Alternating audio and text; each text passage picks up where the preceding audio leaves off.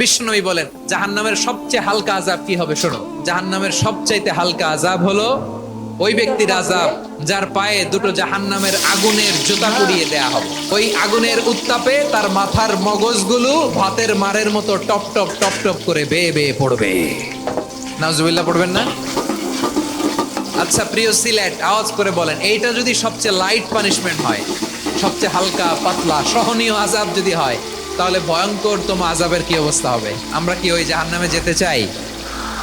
জাহান্নামের অবস্থা এত ভয়ঙ্কর হবে, জাহান্নামের ভেতরে লক্ষ লক্ষ কোটি কোটি কাফির মুশরিককে দেওয়ার পরেও জাহান্নাম বলবে হালমিম মাজিদ, আরো আছে নাকি, আরো দাও। কোটি কোটি কাফেরের দল, মুশরিকের দল, সীমা লঙ্ঘনকারী দল, তাদেরকে যখন জাহান্নামে ফেলা হবে, বড় বড় পাথর খণ্ড জাহান্নামে ফেলা হবে, তারপরও জাহান্নাম বলবে হাল মিম মাজিদ, আরো আছে নাকি, দাও, আরো দাও, আরো দাও। আমার ক্ষুধা নিবারণ হয় নাই। জাহান্নামে তো উত্তপ্ত হবে, জ্বলন্ত হবে, ভয়ঙ্কর হবে। জাহান্নামের এক অংশ আরেক অংশকে খেয়ে ফেলবে। আল্লাহু আকবার। ফেরেশতারাও টালমাটাল হয়ে যাবে। জাহান্নামের রক্ষী ফেরেশতারা কি করবে তারা নিজেরাও বুঝতে পারবে না। কোটি কোটি মুশরিক কাফেরদেরকে জাহান্নামে নিক্ষেপ করার পরেও জাহান্নাম ঠান্ডা হবে না, শান্ত হবে না, বলবে হাল মিম মাজিদ, আরো আছে নাকি, আরো দাও। তখন আল্লাহ তাআলার কুদরতি পা জাহান্নামের ভেতরে ঢুকিয়ে দিবেন। সুবহানাল্লাহ পড়তে পারলেন না মজা করে? কোনো কিছুতেই যখন জাহান্নামকে শান্ত করা যায় না, আল্লাহ তাআলা তার কুদরতি পা জাহান্নামে ঢুকিয়ে দিবেন। দেয়ার সাথে সাথে জাহান্নাম থেকে আওয়াজ আসবে, কাত কাত বিইজ্জাতিকা ওয়া বিকদরিক, আল্লাহ বিইজ্জাতিকা ওয়া বিকারমিক, আল্লাহ আপনার ইজ্জতের কসম, যথেষ্ট হয়েছে, এনাফ এনাফ, আর লাগবে না। সুবহানাল্লাহ বলেন। ওই ভয়ঙ্কর জাহান্নামে আমরা যেতে চাই কেউ? আমরা সব সময় ওই জাহান্নাম থেকে আল্লাহর কাছে পানাহা চাই। আওয়াজ করে বলেন ঠিক কিনা? বিশ্বনবী সব সময় আল্লাহর কাছে আল্লাহর জান্নাত চাইতেন, আল্লাহর জাহান্নাম থেকে পানাহা চাইতেন। তিনি বলতেন আল্লাহুম্মা ইন্না নাসআলুকাল জান্নাতা ওয়া নাউযু বিকা মিনান নার, আল্লাহ তোমার কাছে জান্নাত চাই, তোমার জাহান্নাম থেকে পানাহা চাই। আবার আমরা যখন দোয়া পড়ি, আমরা পড়ি রব্বানা আতিনা ফিদ দুনিয়া হাসানাতাও ওয়া ফিল আখিরাতি হাসানাতাও ওয়া কিনা আযাবান নার, আল্লাহ দুনিয়ার কল্যাণ দাও, আখিরাতের কল্যাণ দাও, জাহান্নামের আগুন থেকে বাঁচিয়ে দাও, পড়ে আমিন। ওয়া কিনা আযাবান নার মানে কি? আল্লাহ তুমি আমাদেরকে বাঁচাও আগুনের শাস্তি থেকে। এটা বিশ্বনবীর সবচাইতে প্রিয় দোয়া ছিল। নবী যখন তাওয়াফ করতেন, প্রতিটা তাওয়াফে তিনি এই দোয়াটা পড়তেন।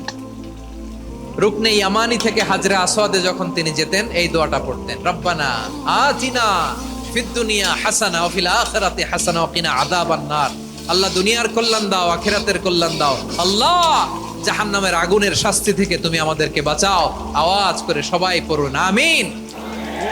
তাহলে বিশ্বনবী ওই জাহান্নামের ব্যাপারে আমাদেরকে সতর্ক করেছেন, এজন্য আল্লাহ তাআলা বিশ্বনবীর নাম দিয়েছেন নাদির, সতর্ককারী, ওয়ার্নার।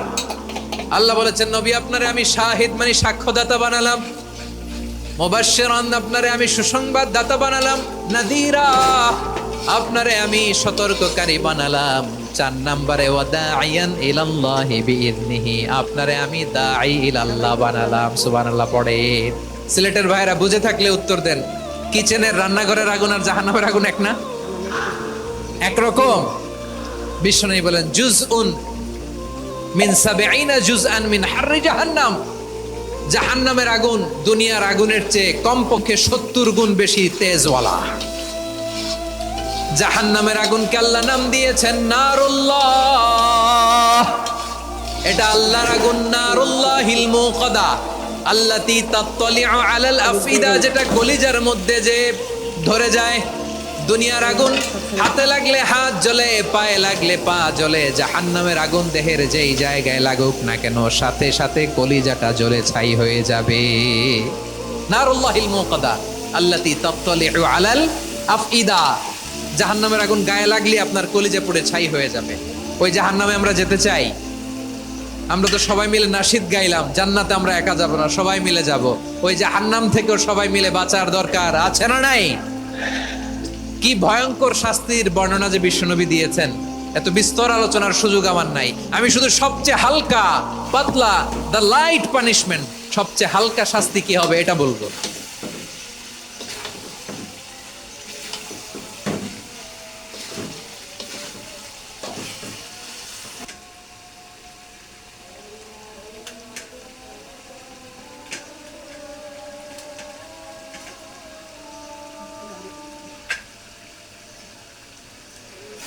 এইটা সরঞ্জাম দেওয়া সব শেষ, এখন খালি একটু পানি দেব, মাংসটা খালি ঝাল হবে।